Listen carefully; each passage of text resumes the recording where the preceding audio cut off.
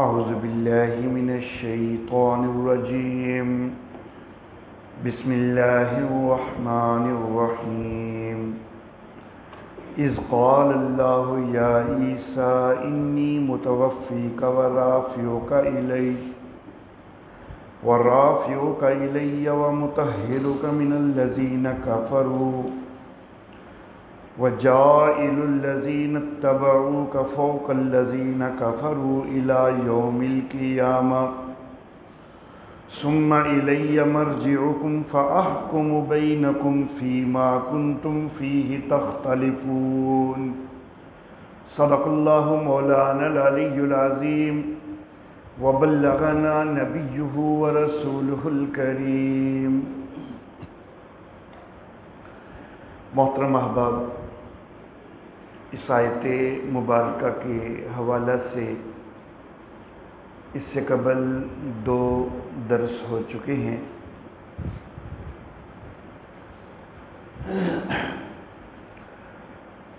دو 2018 اور 2019 میں بعض مجبوریوں کی بنا پر ہمارا دورہ تفسیر القرآن نہیں ہو سکا تھا، تو دورہ تفسیر القرآن کی جگہ پھر یہ 2 سال میں نے طلبہ و طالبات کو دورہ تحقیق المسائل پڑھایا تھا، جس کے اندر مختلف مسائل کی تیاری کروائی گئی تھی۔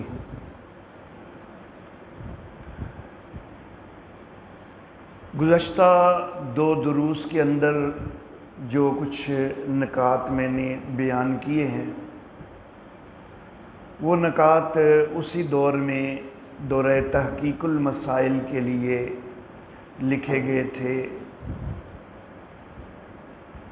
بعد میں البتہ کچھ نہ کچھ ان میں اضافہ بھی کیا جاتا رہا، جب کوئی چیز نئی ذہن میں آئی اس کو شامل کیا۔ لیکن جس وقت وہ نوٹس لکھے گئے تھے تو اس وقت اس عنوان کے حوالہ سے میرے والد محترم حضرت قاضی عصمت اللہ عاصمہ اللہ تعالی،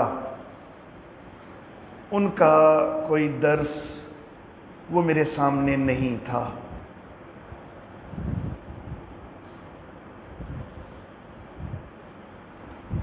ابھی گزشتہ 3 دن میں جبکہ 2 درس میں دے چکا، اس کے بعد والد صاحب کا دورہ تفسیر کا مقام اس آیت مبارکہ کے حوالہ سے وہ بھی میں نے سنا، اور فجر کے 2 دروس بھی والد صاحب کے اس عنوان کے حوالہ سے، اس آیت مبارکہ کے حوالہ سے مجھے ملے، اور وہ بھی میں نے سنے۔ عام طور پر یہ چیز ہوتی ہے کہ کسی عنوان کے حوالہ سے میں نے اپنے پاس کچھ نکات، کچھ پوائنٹس تیار کیے ہوئے ہوں،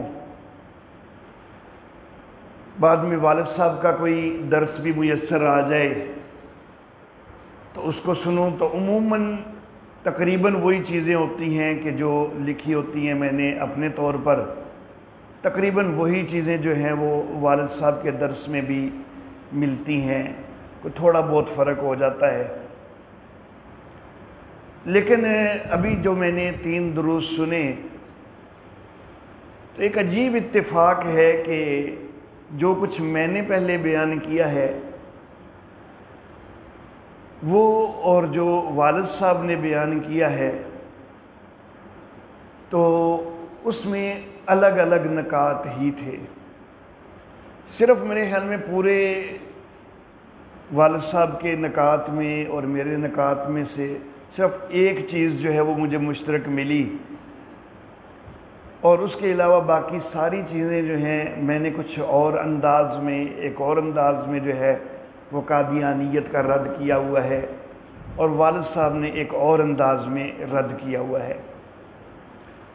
تو اس لیے پھر میں نے آج مناسب سمجھا کہ جو والد صاحب کے دروس ہیں ان کا خلاصہ بھی ذکر کر دیا جائے، کیونکہ وہ نئے نکات ہیں جو پہلے بیان نہیں ہوئے ہیں 2 دروس میں۔ تمہید کے طور پر اتنی بات دوبارہ یاد دلا دیتا ہوں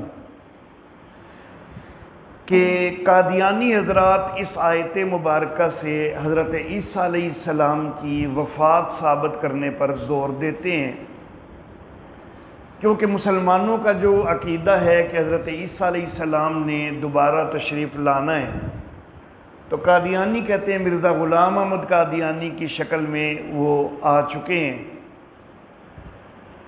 لیکن ہمارا جو عقیدہ ہے وہ تو یہ ہے کہ جتنی عمر میں وہ اٹھائے گئے اتنی عمر میں ہی دوبارہ آنا ہے۔ لیکن قادیانی اس چیز کو نہیں مان سکتے، کیونکہ قادیانی جو ہے وہ تو پیدا ہوا ہے باقاعدہ، وہ کوئی آسمانوں سے اترا تو ہے نہیں، تو اس لیے وہ یہ ثابت کرنا چاہتے ہیں کہ نہیں، حضرت عیسیٰ علیہ السلام کی وفات ہو گئی تھی اور دوبارہ جو انہوں نے آنا تھا تو دوبارہ پیدا ہو کے آنا تھا۔ بہرحال اس آیت مبارکہ کا وہ یہ ترجمہ کرتے ہیں کہ جب اللہ نے کہا اے عیسیٰ انی متوفی کا، میں تجھے موت دینے والا ہوں، وہ متوفی کا معنی کرتے ہیں میں تجھے موت دینے والا ہوں۔ ہم یہ ترجمہ کرتے ہیں کہ میں تجھے قبض کرنے والا ہوں یا میں تجھے پورا لینے والا ہوں۔ اگلے لفظ وَرَافِعُ کا الیہ، ہم یہ ترجمہ کرتے ہیں اور تجھے اپنی طرف اٹھانے والا ہوں، لفظی ترجمہ بنتا بھی یہی ہے، لیکن وہ یہ ترجمہ کرتے ہیں کہ تیری روح کو اٹھانے والا ہوں، میں تجھے موت دینے والا ہوں اور تیری روح کو اپنی طرف اٹھانے والا ہوں، وہ یہ ترجمہ کرتے ہیں۔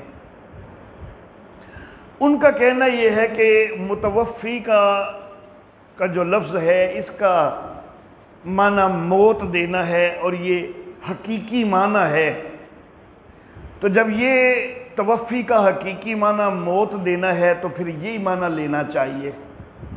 ہم کہتے ہیں کہ توفی کا حقیقی معنی موت نہیں ہوتا، بلکہ پورا حاصل کرنا، پورا لینا، قبض کرنا، یہ معنی ہوتا ہے۔ اللہ اللہ۔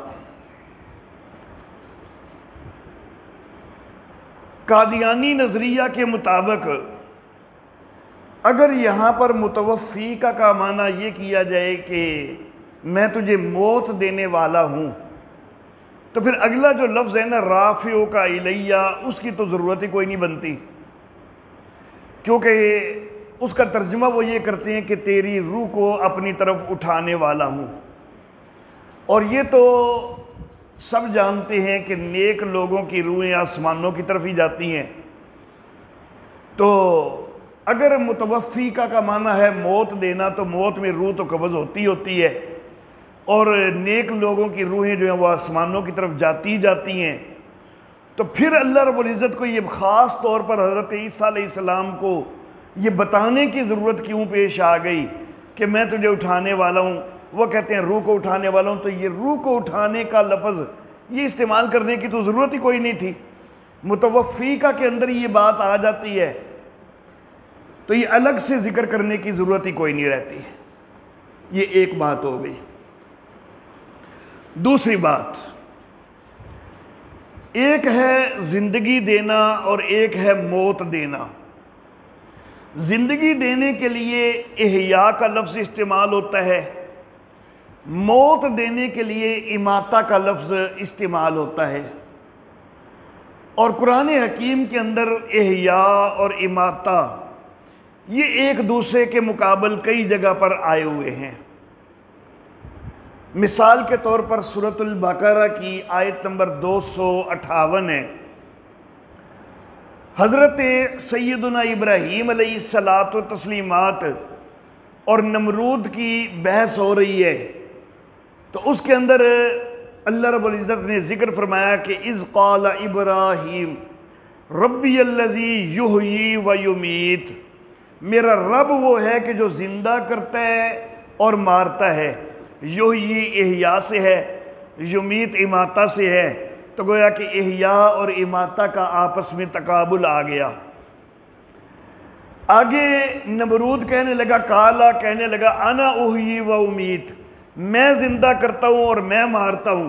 تو یہاں پر بھی احیاء اور اماتہ کا آپس میں تقابل آ گیا۔ حضرت ابراہیم علیہ الصلاۃ و تسلیمات کی دعا ہے، سورۃ الشعراء آیت نمبر 81 کے اندر، 26ویں سورہ مبارکہ ہے سورۃ الشعراء آیت نمبر 81۔ حضرت ابراہیم علیہ السلام کی دعا کے اندر یہ کلمات ملتے ہیں کہ والذی یمیتنی ثم یحیین، اور وہ کہ جو مجھے مارے گا پھر مجھے زندہ بھی کرے گا۔ تو یمیتنی یہ اماتہ سے ہے اور یحیین یہ احیاء سے ہے۔ تو یہاں پر بھی گویا کہ احیاء اور اماتہ یہ ایک دوسرے کے مقابل آئے ہوئے ہیں۔ تو میرے والد محترم حضرت قاضی عصمت اللہ عاصمہ اللہ تعالی وہ یہ فرماتے ہیں کہ اگر توفی کا معنی بھی موت ہی ہے، اس کا معنی بھی موت دینا ہے، تو قرآن حکیم میں کسی ایک مقام پر تو احیاء کے مقابلہ میں توفی کا لفظ بھی آ جاتا نا، لیکن وہ کہیں بھی نہیں آیا۔ جہاں پر بھی قرآن حکیم میں احیاء کا تقابل آیا ہے تو وہ اماتہ کے ساتھ آیا ہے، توفی کے ساتھ کوئی نہیں آیا۔ تو توفی کا معنی بھی اگر موت دینا ہی ہوتا، اماتہ اور توفی اگر ایک ہی چیز ہوتی، تو پھر کسی نہ کسی جگہ پر تو اماتہ کے احیاء کے مقابلہ میں اماتہ کی بجائے توفی بھی آ جاتا، لیکن وہ کہیں بھی نہیں آیا۔ دو باتیں ہو گئی۔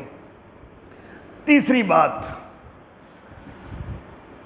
بات کرنے سے پہلے میں آپ احباب سے ایک سوال کرنا چاہوں گا کہ زندگی اور موت دینے کا اختیار کس کے پاس ہے؟ اللہ ہی کے پاس ہے۔ قرآن حکیم کے اندر احیاء اور اماتہ، زندگی دینا اور موت دینا، اس کی نسبت ہمیشہ اللہ کی طرف ہوئی ہے۔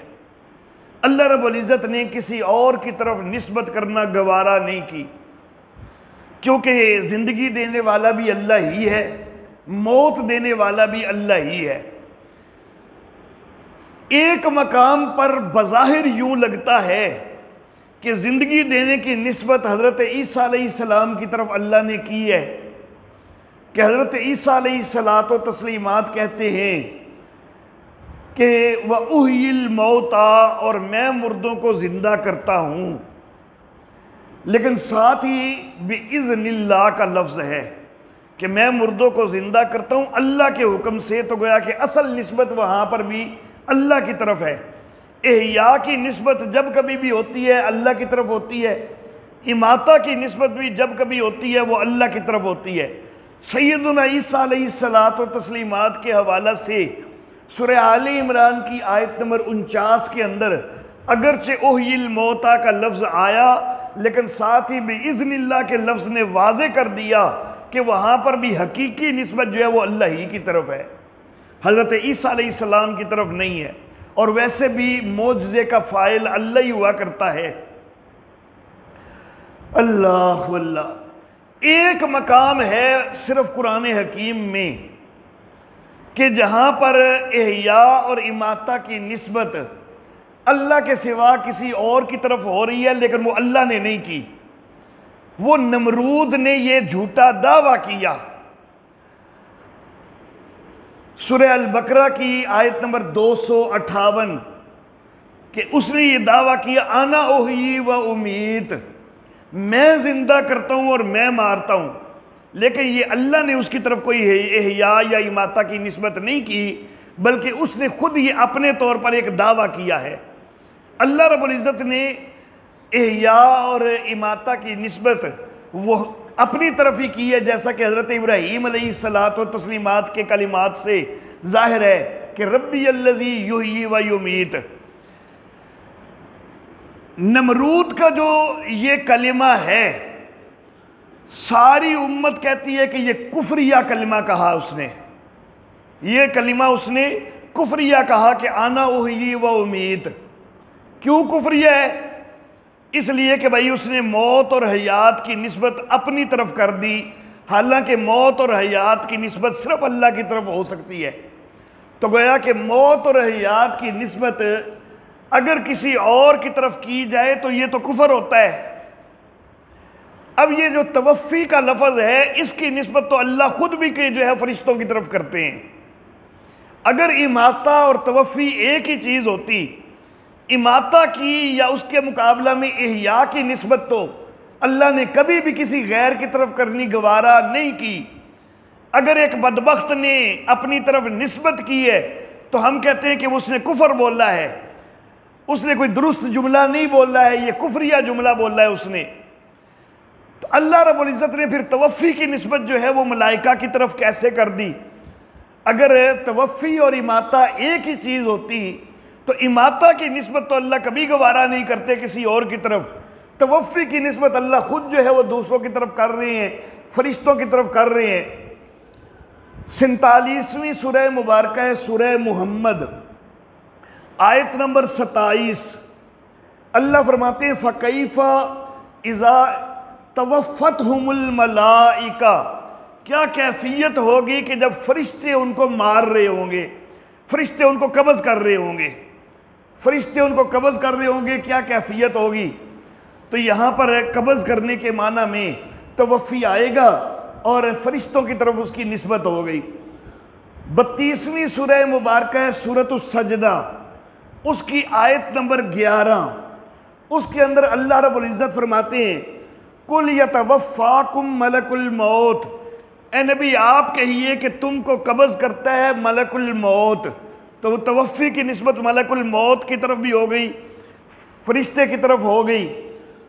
16ویں سورہ ہے سورہ نحل، آیت نمبر 28. اس میں اللہ فرماتے ہیں الذین تتوفاہم الملائکہ، وہ کہ جن کو فرشتے قبض کر رہے ہوتے ہیں. تو یہاں پر بھی فرشتوں کی طرف نسبت ہو گئی. تو توفی کی نسبت تو فرشتوں کی طرف اللہ خود کر دیتے ہیں، حالانکہ اماتہ کی نسبت اللہ نے کبھی گوارا نہیں کی کہ کسی اور کی طرف ہو. تو اگر توفی اور اماتہ کا معنی ایک ہی ہوتا تو پھر کس سے اللہ کو یہ بھی گوارا نہیں ہونا چاہیے تھا کہ توفی کی نسبت فرشتوں کی طرف ہو. توفی کی نسبت اللہ نے اپنی طرف بھی کی ہے اور فرشتوں کی طرف بھی کی ہے، لیکن اماتہ کی نسبت اللہ نے ہمیشہ صرف اپنی طرف کی ہے، کسی اور کی طرف اللہ نے گوارا نہیں کی. 3 پوائنٹ ہو گئے، 3 نکات ہو گئے. چوتھی بات، 39ویں سورہ مبارکہ ہے سورۃ الزمر اور اس کی آیت نمبر 42 ہے. اس آیت مبارکہ کے اندر توفی کا لفظ، اس کا معنی موت ہونا کبھی ممکن ہی کوئی نہیں. تو قادیانی حضرات کہتے ہیں کہ توفی کا معنی موت ہوتا ہے. یہاں پر اللہ فرما رہے ہیں اللہ یتوفی الانفس، اللہ جانوں کو، روحوں کو قبض کر لیتے ہیں. اب یہ معنی تو ٹھیک ہے، لیکن اللہ روحوں کو موت دے دیتے ہیں، حالانکہ روح کو تو موت کوئی نہیں ملتی. روح تو آسمانوں کی طرف اٹھائی جاتی ہے نیک لوگوں کی، اور روح نیک لوگوں کی علیین کی طرف، بد لوگوں کی سجین کی طرف بھیجی جاتی ہے. تو روح کی جو ہے قبضہ کا، روح کا قبض ہونا تو ہوتا ہے، روح کو موت تو کوئی نہیں دی جاتی. تو اللہ یتوفی الانفس، اللہ روحوں کو، جانوں کو قبض کرتے ہیں حین موتہا، ان کی موت کے وقت. واللتی لم تمت، اور جن کی ابھی وفات نہیں ہوتی، ابھی موت نہیں آئی ہوتی.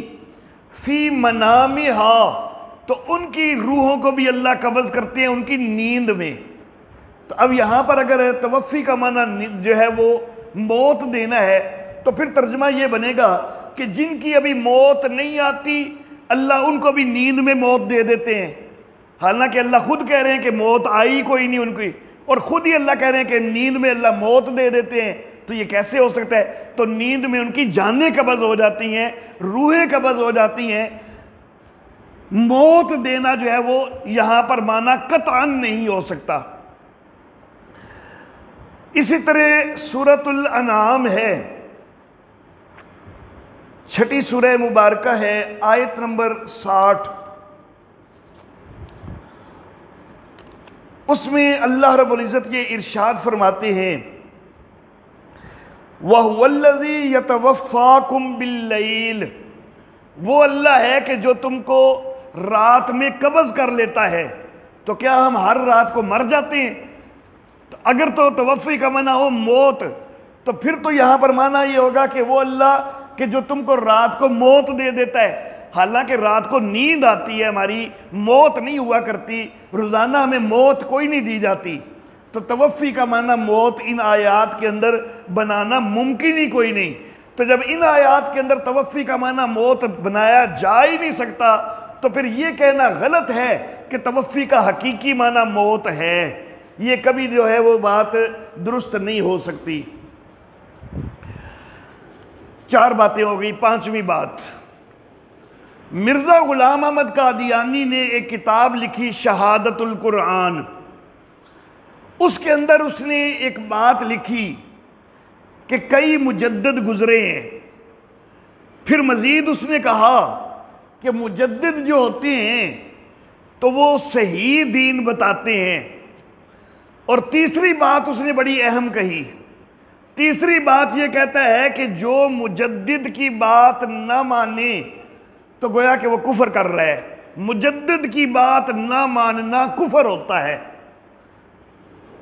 اب یہ قادیانی خود کہہ رہے کہ مجدد کی بات نہ ماننا کفر ہوتا ہے، کیونکہ مجدد صحیح دین پہنچاتا ہے، تو جو صحیح دین کو نہیں مانتا تو پھر وہ کفر کرتا ہے۔ خود قادیانیوں نے مجددین کی ایک فہرست شائع کی۔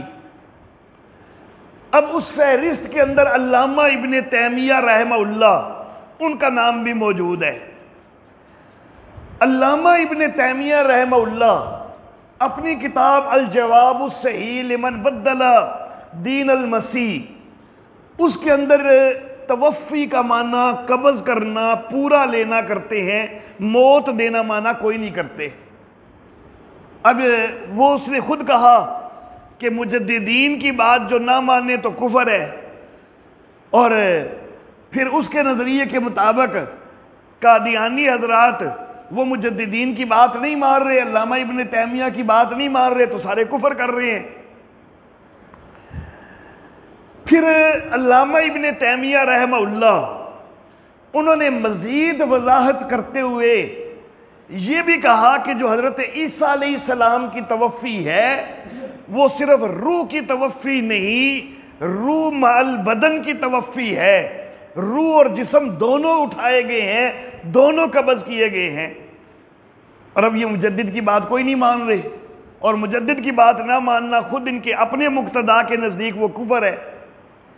مجددین کی فہرست میں امام رازی رحمہ اللہ کا نام بھی ذکر کیا، اور امام رازی رحمہ اللہ بھی توفی کا معنی پورا اٹھانا، قبض کرنا کرتے ہیں۔ اور امام رازی رحمہ اللہ اس آیت مبارکہ کے حوالہ سے یہ بات لکھتے ہیں کہ اللہ رب العزت نے ایک لفظ استعمال فرمایا متوفی کا، اور دوسرا لفظ استعمال فرمایا رافع کا۔ تو بظاہر تو یوں لگتا ہے کہ یہ دوسرے لفظ کی تو ضرورت کوئی نہیں، لیکن یہ دوسرا لفظ اللہ نے کیوں استعمال فرمایا؟ امام رازی رحمہ اللہ کہتے ہیں یہ دوسرا لفظ اس لیے استعمال کیا کہ پہلے لفظ میں تھے 2 احتمال۔ ایک احتمال تھا کہ اکیلے روح کی توفی ہوئی ہو، اکیلی روح قبض کی گئی ہو، اور اکیلی روح جب قبض ہوتی ہے تو پھر موت آ جاتی ہے۔ اور دوسرا احتمال تھا کہ روح اور جسم دونوں کی توفی ہو۔ تو یہ 2 احتمال تھے متوفی کا کے لفظ میں۔ اللہ نے بعد میں رافع کا بھی ذکر کر دیا تاکہ پتہ چل جائے کہ صرف روح کی توفی کوئی نہیں بلکہ روح اور جسم دونوں سمیت اٹھایا گیا ہے۔ تب امام رازی رحمہ اللہ وہ بھی یہی بات کر رہے ہیں۔ مجددین کی صفت میں کہ مجددین کی جو لسٹ ہے، فہرست ہے، اس میں قادیانیوں نے امام سیوطی رحمہ اللہ کا بھی تذکرہ کیا، اور امام سیوطی رحمہ اللہ انہوں نے متوفی کا جو معنی کیا ہے وہ توفی کا معنی کرتے ہیں موت کے بغیر قبض کرنا، گویا کہ موت کی وہ نفی کر رہے ہیں بیچ میں کہ موت کے بغیر قبض کر دینا یہ توفی ہوا کرتا ہے۔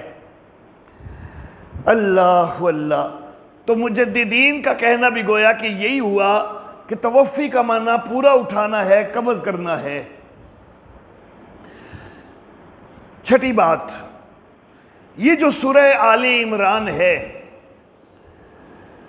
سورہ آل عمران کا جس وقت میں نے آغاز کیا تھا تو میں نے اس کے نزول کے حوالے سے یہ بات بتلائی تھی کہ اس سورہ مبارکہ کا کافی سارا حصہ سن 9 ہجری کے اندر اس وقت نازل ہوا ہے کہ جب نجران کے عیسائیوں کا ایک وفد آیا تھا اور اس کے ساتھ مذاکرات ہو رہے تھے۔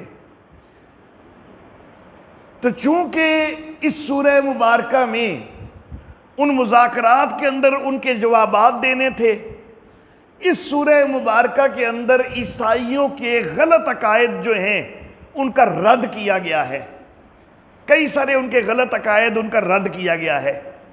تو جب یہ سورہ مبارکہ خاص طور پر عیسائیت کے غلط عقائد کا رد کر رہی ہے، دوسری طرف عیسائیوں کا ایک عقیدہ ہے کہ حضرت عیسیٰ علیہ السلام زندہ آسمانوں پر اٹھائے گئے، جس طرح یہ مسلمانوں کا عقیدہ ہے اسی طرح یہ عیسائیوں کا بھی عقیدہ ہے۔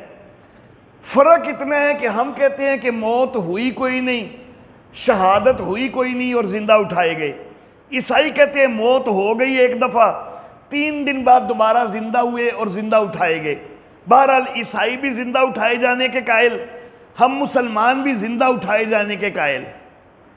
اگر عیسائیوں کے باقی غلط نظریات کا رد کرتی ہے یہ سورت، اور یہ نظریہ بھی اگر عیسائیوں کا ہوتا غلط، تو اللہ کو اس کا بھی رد کرنا چاہیے تھا نا، بجائے اس کے کہ رد کریں اللہ رافعو کا الیہ کا لفظ استعمال کرتے ہیں، جو کہ رفع کی طرف جو ہے وہ زندہ اٹھائے جانے کی طرف جو ہے وہ اشارہ کر رہا ہے۔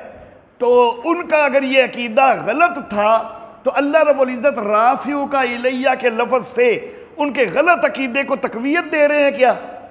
اگر یہ عقیدہ غلط ہوتا تو اللہ اس کو معاذ اللہ تقویت نہ دیتے بلکہ اس کا رد کرتے، لیکن اللہ نے تو باقاعدہ رافعو کا الیہ فرمایا۔ اس کی اگلی سورۃ النساء کے اندر بھی اللہ نے بل رفعہ اللہ الیہ فرمایا ہے۔ تو جب اللہ سورہ آل عمران میں بھی سورہ نساء میں بھی رفع کا تذکرہ کر رہے ہیں، تو اگر عیسائیوں کا یہ نظریہ غلط تھا تو اللہ کو یہ رفع کا لفظ استعمال نہیں کرنا چاہیے تھا بلکہ اس کا رد کرنا چاہیے تھا۔ اللہ اللہ۔ 7ویں بات، احادیث مبارکہ کے اندر حضرت عیسیٰ علیہ السلام کے نزول کا تذکرہ صراحت کے ساتھ موجود ہے۔ ان ابی ہریرہ، حضرت ابو ہریرہ رضی اللہ تعالیٰ عنہ سے روایت ہے، کالا کہتے ہیں کالا رسول اللہ صلی اللہ علیہ وآلہ وسلم، کہ رسول اللہ صلی اللہ علیہ وسلم نے فرمایا، والذی نفسی بیدہ، قسم ہے اس ذات کی کہ جس کے ہاتھ میں میری جان ہے، یوشکن ان ینزل فیکم ابن مریم، قریب ہے کہ ابن مریم جو ہیں، امید ہے کہ ابن مریم تمہارے اندر نازل ہوں گے، حاکم مقسطا، وہ حاکم ہوں گے، انصاف کرنے والے ہوں گے، فیکسر الصلیب، وہ صلیب کو توڑیں گے، ویقتل الخنزیر، اور خنزیر کو قتل کریں گے، ویضع الجزیہ، اور جزیہ کو جو ہے وہ سائیڈ پہ کر دیں گے، جزیہ ختم کر دیں گے، ویفیض المال، اور مال بہہ پڑے گا، حتی لا یقبلہ احد، مال کی اتنی کثرت ہوگی کہ کوئی اس کو قبول کرنے والا نہیں ہوگا۔ تو یہاں پر حضرت عیسیٰ علیہ السلام کا باقاعدہ نزول کا تذکرہ ہے، ولادت کا تذکرہ نہیں ہے۔